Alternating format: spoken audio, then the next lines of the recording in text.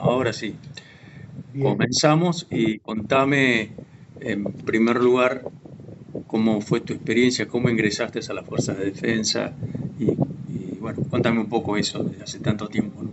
¿Qué recuerdos ok, tenés? sí.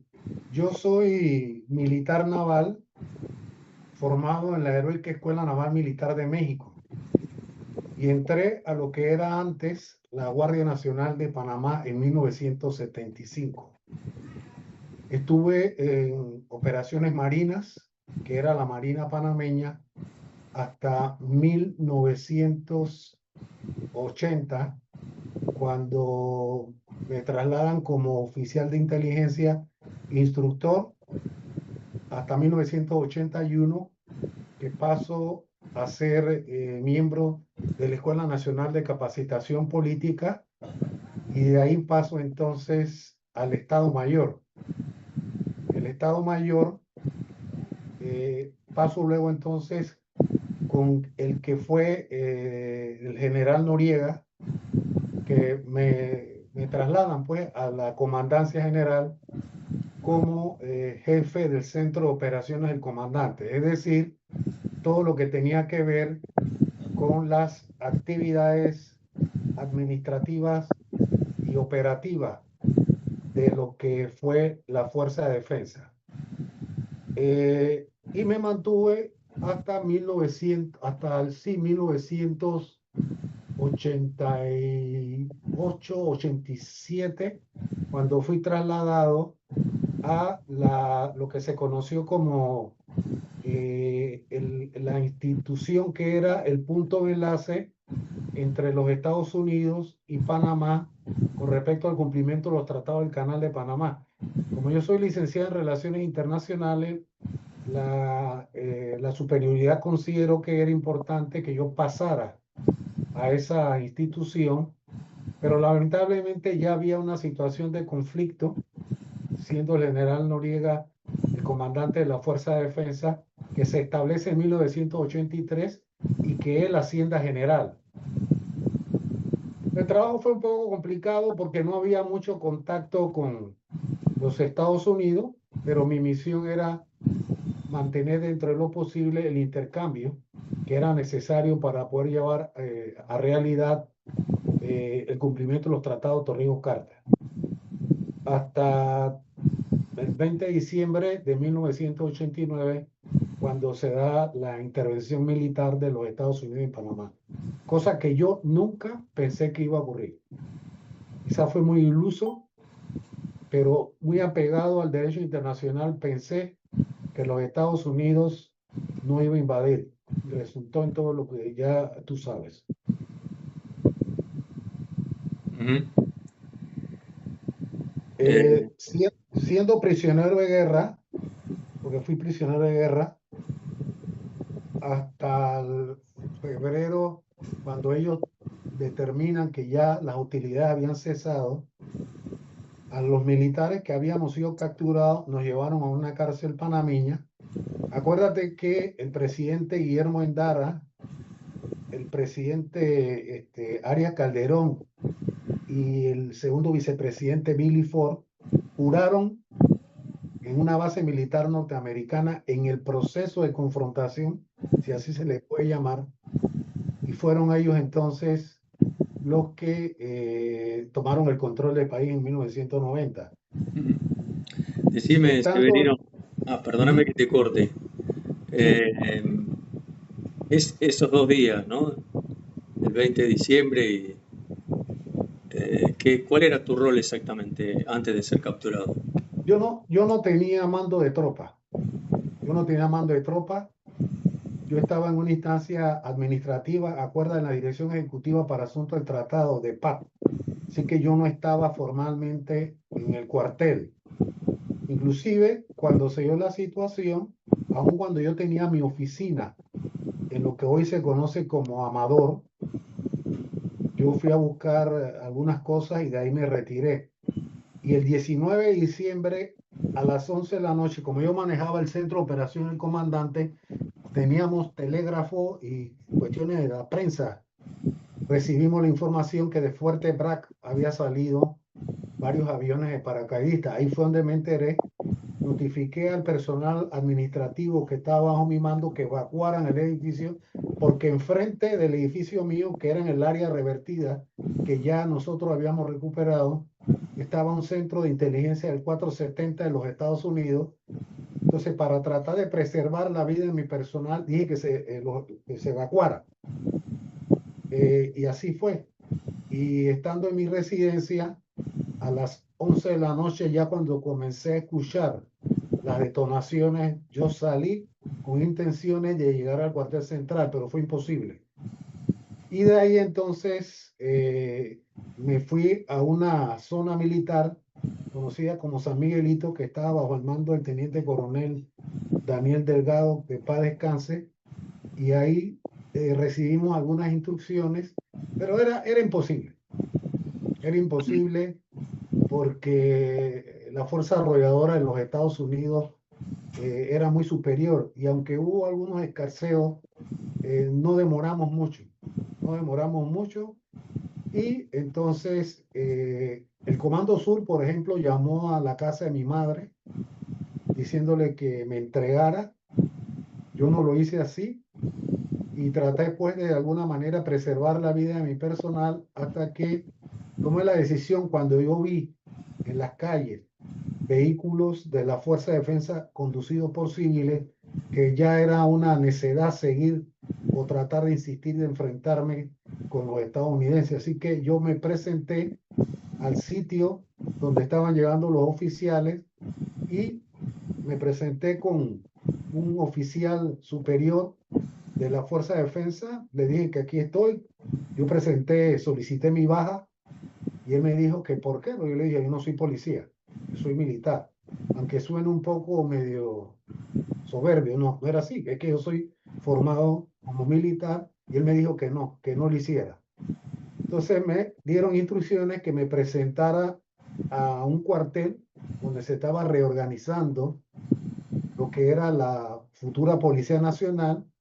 Ahí estuve por un par de rato hasta que de manera sorpresiva llegaron dos policías militares de los Estados Unidos y me detuvieron.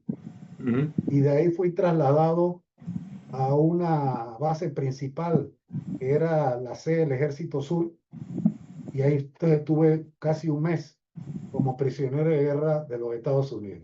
De Estados Unidos llegaron dos oficiales navales a interrogarme.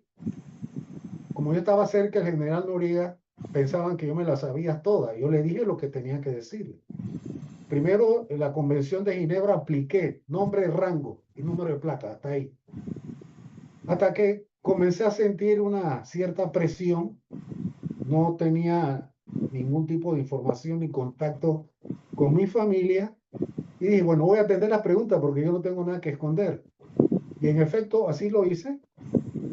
Y sobre todo el tema de que el general Noriega lo estaban acusando de narcotraficante.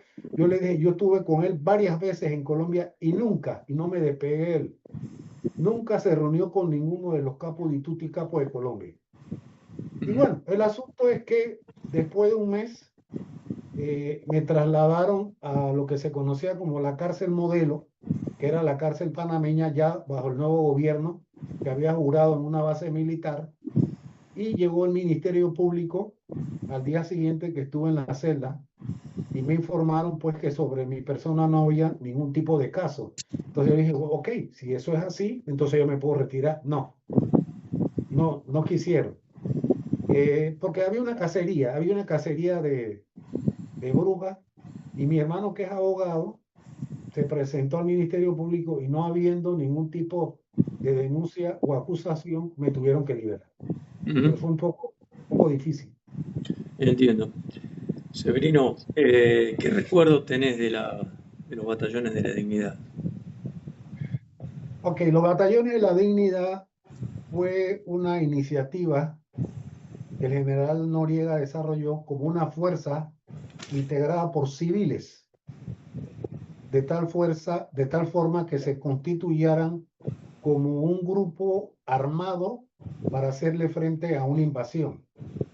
Algunos sí tuvieron una participación, sobre todo en el cuartel donde yo estuve, había elementos de los batallones con los cuales se unieron a un grupo mío, pero nos atacaron un helicóptero, hubo explosiones y demás, entonces yo no quería que estos civiles fallecieran y le di la orden que enterraran sus armas y se entregaran.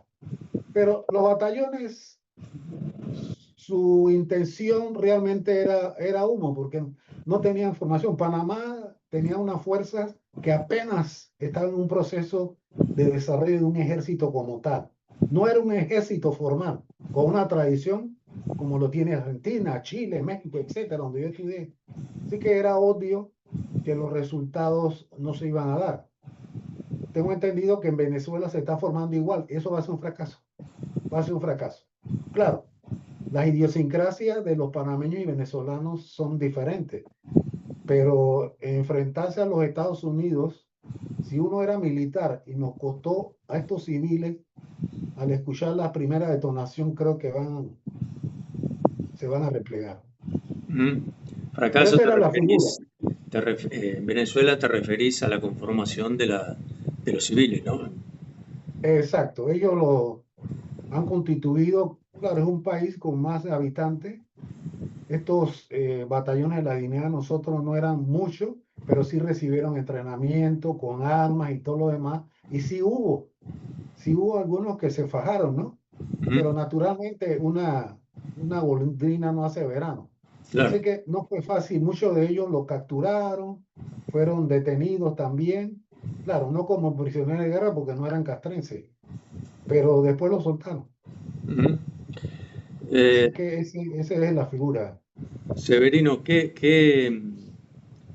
recuerdo tenés del alzamiento militar del 88 contra Noriega? Bueno, sí, dada la situación de crisis que se da estando el general Noriega al frente en 1987, cuando el coronel Roberto Díaz Herrera,